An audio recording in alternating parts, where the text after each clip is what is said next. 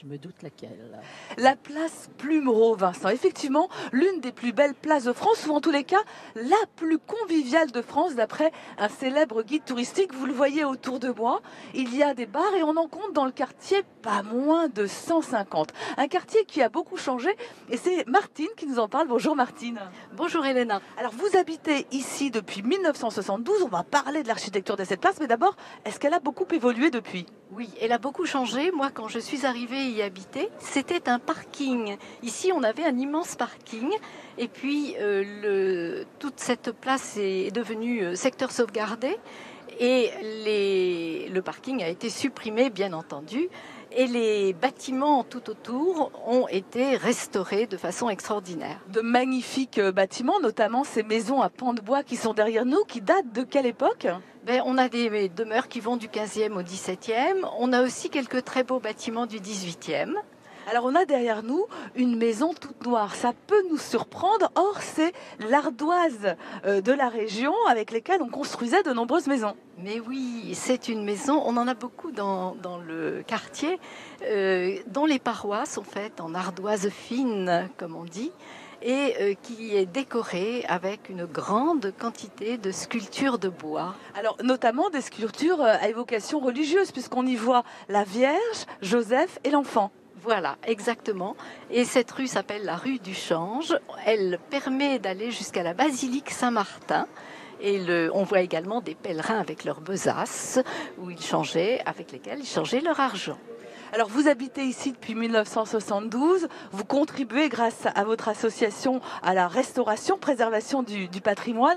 Ça doit vous faire quelque chose quand même d'habiter ici, Martine. Ah, c'est absolument merveilleux sur le plan architectural. C'est vrai que notre association travaille aussi sur le respect du patrimoine, mais c'est quelquefois un peu bruyant. Oui, à cause justement de ces bars. Alors si vous passez vous aussi près de Tours, eh bien ne demandez pas la place Plumereau telle qu'elle s'appelle. Aujourd'hui, on l'appelle tous ici la place Plume, tout simplement. Emblématique de la ville, la cathédrale Saint-Gatien. Une cathédrale absolument magnifique, Vincent. Imaginez ses dimensions, 100 mètres de longueur. La tour la plus haute culmine à 70 mètres. Autant vous dire qu'il s'agit là d'une prouesse, d'une audace des bâtisseurs des cathédrales. La première pierre a été posée au XIIIe siècle. Je suis avec le père François. Bonjour mon père. Bonjour madame. Alors ce qui nous impressionne ici, c'est d'abord ces vitraux, ces verrières, ces rosaces. Les premières datent donc du XIIIe siècle. Celle du chœur évidemment date du XIIIe siècle. Alors ce sont de très très belles factures, comme on le faisait à l'époque, avec beaucoup de représentations de petits personnages, qui représentent des scènes bibliques, qui représentent évidemment aussi la vie des saints. Une sorte de catéchèse à l'époque qui permettait que les gens, à travers ces petites images colorées, se rendent compte de ce qu'était leur foi et apprennent à aimer leur foi et le Dieu qu'ils servaient. C'est vrai que ces dessins nous permettaient de découvrir la vie de Jésus lorsque l'on ne savait pas lire. Alors, on parle de gothique flamboyant ici avec ces verrières. Il y en a des plus récentes. Les dernières ont été faites il y a 5 ans. Elles sont donc d'une facture tout à fait moderne, avec ce côté figuratif, ce qui est étonnant parce que depuis un certain nombre d'années, on fait plutôt, quand on fait des vitraux, des vitraux qui ne sont pas figuratifs. Et là, si, puisqu'on voit y compris des personnages contemporains. On voit une jeune fille avec son téléphone mobile dans la poche, on voit le bois de pape Benoît XVI.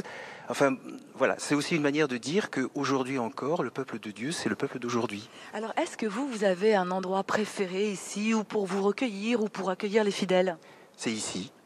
C'est ici parce que quand on est dans le fond de la nef, qu'on regarde le chœur, on est attiré vers le haut. Et quand on est sur les allées collatérales, quand on regarde, on est attiré vers le chœur. Et puis c'est le lieu de l'accueil, donc voilà, c'est un lieu que j'aime bien.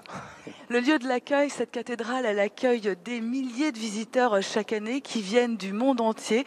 Comme quoi, 700 ans après sa construction, la cathédrale Saint-Gratien est toujours un édifice religieux bien vivant. Merci Hélène.